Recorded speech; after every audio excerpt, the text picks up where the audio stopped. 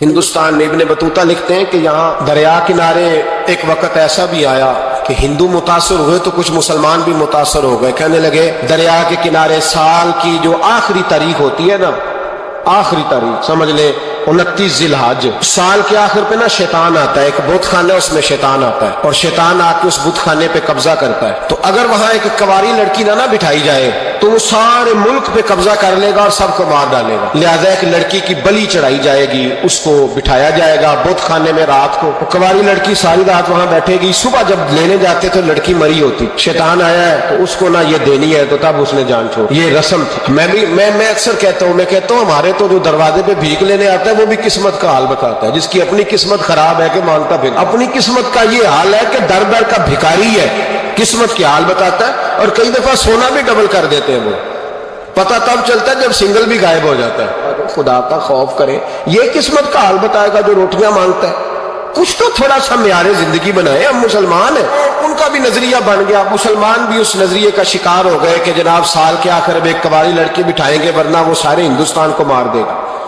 ایک حافظ ابو البرکات رحمت اللہ علیہ نام کے بزرگ ہوتے تھے اور سلسلہ عالیہ چشتیہ کے شیخ بھی تھے. لیکن اللہ کی قدرت یہ تھی کہ ان کے چہرے پر داڑھی اور مونچھیں نہیں آئی. کچھ لوگوں کے نہیں نہ آتے بال، کیا کہتے ہیں ان کو؟ کھودے. وہ ہمارا ایک لفظ ہے، بولتے ہیں پنجابی میں. ان کے چہرے پہ داڑھی نہیں تھی.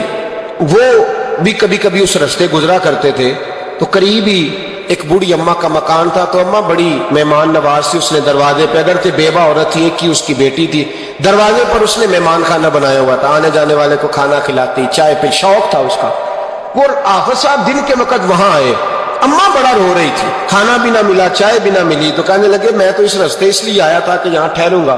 مہمان نوازی یہاں اچھی ہوتی ہے، ہوٹل تو ہوتے نہیں تو مہمانوں کو مہمان خانوں میں ٹھہرنا پڑتا تھا. تو اماں کدھر ہے؟ تو کہا اماں بڑی پریشان ہے. حافظ جی نے کوشش کی، نیک آدمی تھے، کہ اماں سے ملاقات ہو جائے. حافظ جی کا کمال یہ تھا کہ حافظ اتنے پکے تھے کہ ایک جگہ بیٹھ کر قرآن پاک شروع کرتے تھے اور وہی سارا ختم بھی کر دیا کرتے. اتنی پکی منزل کے حافظ تھے. تو حافظ ابو البرکات صاحب وہاں بیٹھے. وہ اماں کوئی بزرگ تھے حافظ صاحب، وہ اماں سے کسی طریقے ملاقات کی تو اماں ملتے ہی رونے لگی چیخے مار کے. اماں کیا ہوا؟ کہنے لگی حافظ جی ایک کی بیٹی ہے، خامن فوت ہو گیا تو میں نے نکاح نہیں کیا، ایک بیٹی کے نام ساری زندگی کر دی. یہاں نا اب بت خانے میں میری بیٹی کو بٹھایا جائے گا. کچھ مسلمانوں کے بھی ہمارے گاؤں کے نظریات کمزور ہو گئے.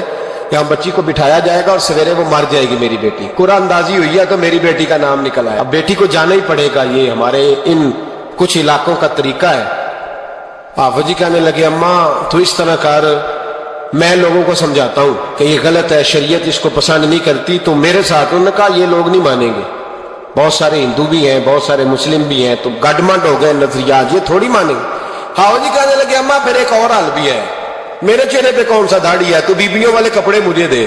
آج میں بیٹھتا ہوں وہاں، دیکھتا ہوں کون سا شیطان آتا ہے. عقیدہ مضبوط ہو نا. اقبال کیا کہتے ہیں ارادے جن کے پختہ ہو، نظر جن کی خدا پر ہو، تلاطم خیز موجوں سے وہ گھبرایا نہیں کرتے. کہا مجھے دو کپڑے بیبیوں والے، میں بیٹھتا ہوں. اماں کہنے لگی وہ شیطان واقعی آتا ہے. آج تک جتنی بچیاں گئی ہیں سویرے مردہ ملی ہے. بڑی سمجھنے والی بات ہے، غور کرنا. جتنی گئی ہیں ساری مردہ آئی ہیں. تو حافظ جی آپ کو جب وہ شیطان رات کو دیکھے گا نا، آپ آئے ہیں تو آپ کے تو وہ زیادہ ٹکڑے کرے گا کہ اس نے دھوکہ کیا، مرد ہو کے عورتوں کی جگہ پہ آیا. آپ نہ حافظ جی کہنے لگے ٹکڑے میرے ہونے ہیں. آپ فکر نہ کریں. دریا کنارے بت خانہ تھا. حافظ جی عورتوں والا لباس پہن کے وہاں بیٹھ گئے.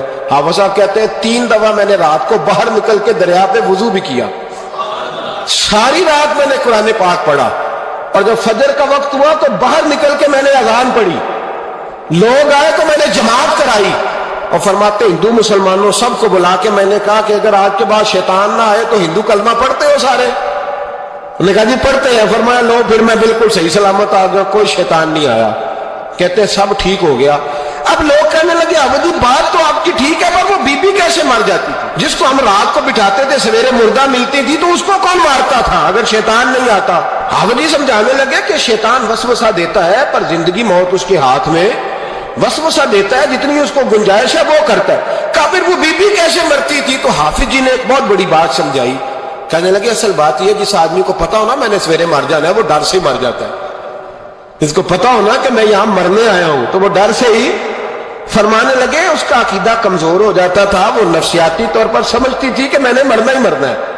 تو خوف ہوتا تھا، کوئی قریب نہیں آتا تھا، دریا اور جنگل دائیں بائیں، تو صبح تک اس عورت کا دل بند ہو جاتا تھا، تو وہ خوف سے ہی اسے کوئی شیطان نہیں مارتا تھا۔ تو فرمانے لگے جن لوگوں پر خوف طاری ہوتا ہے نا انہیں کوئی بھی نہیں مارتا، وہ اندر کے خوف سے ہی مارتا۔ اندر کے خوف، بہت سارے لوگ ایسے ہیں جو نفسیاتی طور پر مر گئے، اندر کے خوف سے وہ لوگ مر گئے، اس لیے کہ وہ اپنے آپ کو مضبوط نہ کر پائے، اندر سے مضبوط کرے اپنے آپ۔